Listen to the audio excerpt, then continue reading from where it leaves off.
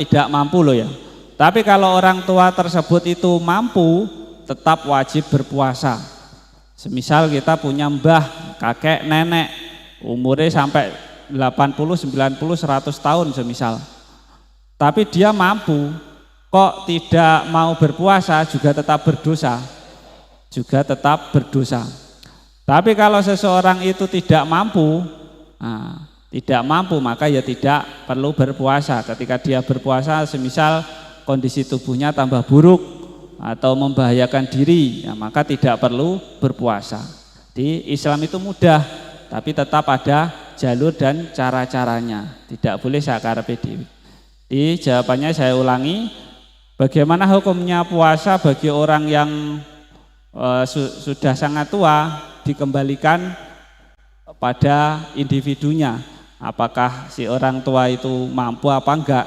Kalau mampu berarti tetap wajib harus tetap berpuasa. Kalau enggak mampu tidak usah berpuasa, nanti membayar semacam fidyah itu, memberi makan berapa orang miskin gitu.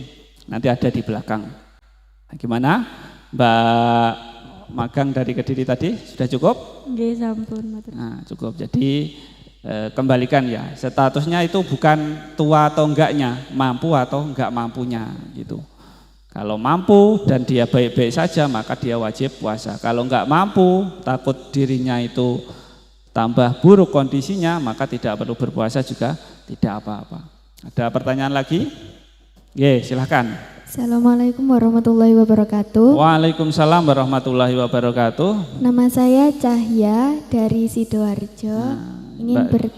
Ingin bertanya Ustadz, bagaimana hukumnya kalau kita membatalkan puasa tapi belum balik, itu berdosa atau tidak?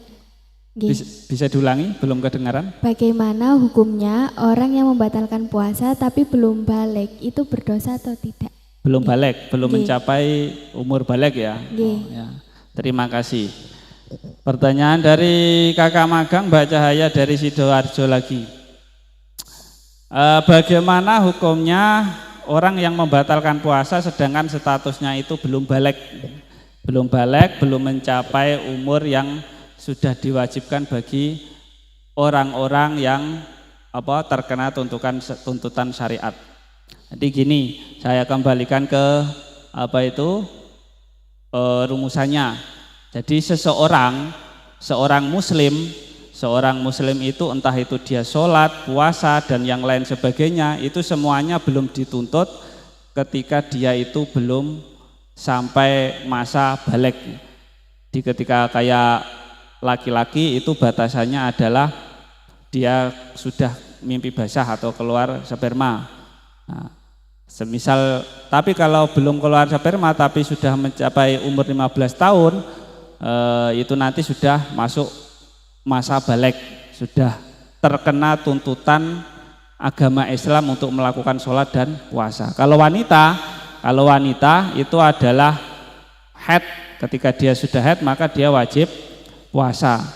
Tapi ketika dia belum haid sampai umur 9 tahun, sampai 15 tahun ya kalau wanita. Semisal belum pernah haid, umur 12 belum haid, 13 belum haid, sampai umur 15 belum haid, maka dia belum terhitung belum terhitung mendapatkan tuntutan untuk melakukan kewajiban syariat seperti sholat dan puasanya. Tapi batasannya itu adalah 15, entah itu laki-laki ataupun perempuan.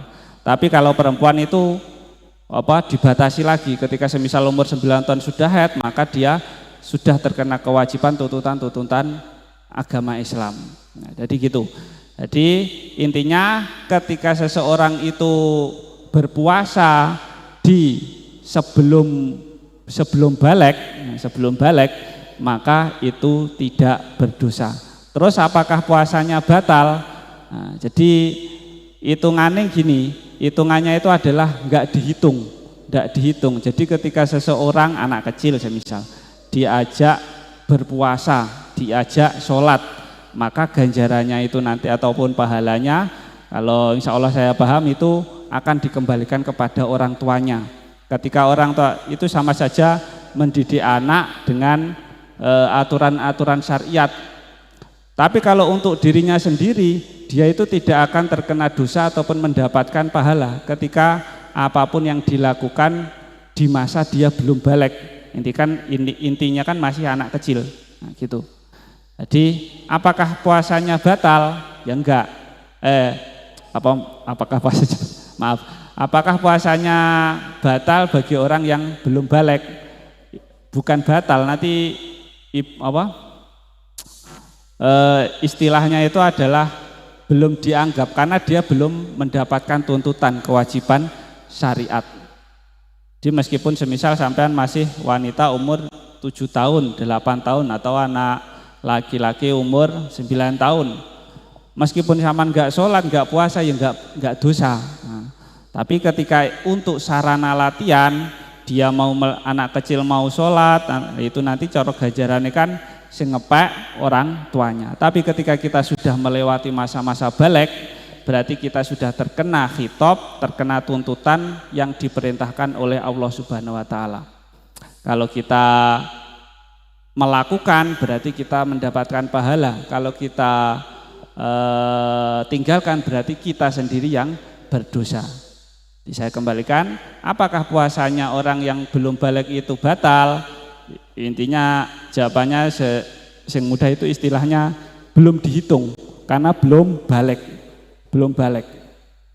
Nah, sama dua adik cilik umur 8 tahun, enggak puasa, enggak sholat, ya ora dosa, ya enggak dosa. Tapi nanti ada di bab sholat itu ada.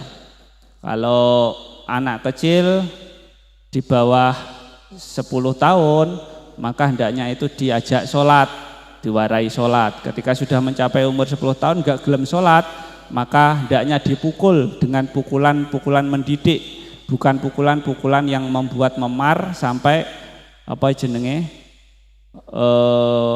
parah ataupun bisa melumpuhkan, yang seperti itu malah berdosa.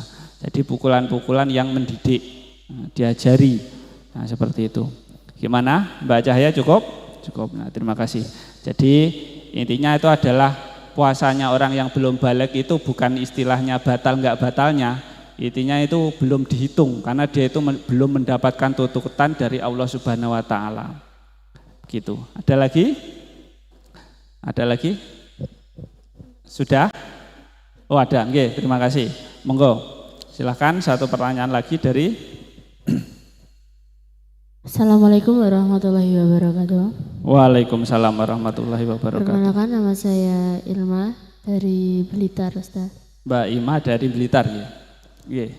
Jadi begini, ini pertanyaannya secara personal karena saya tanya ke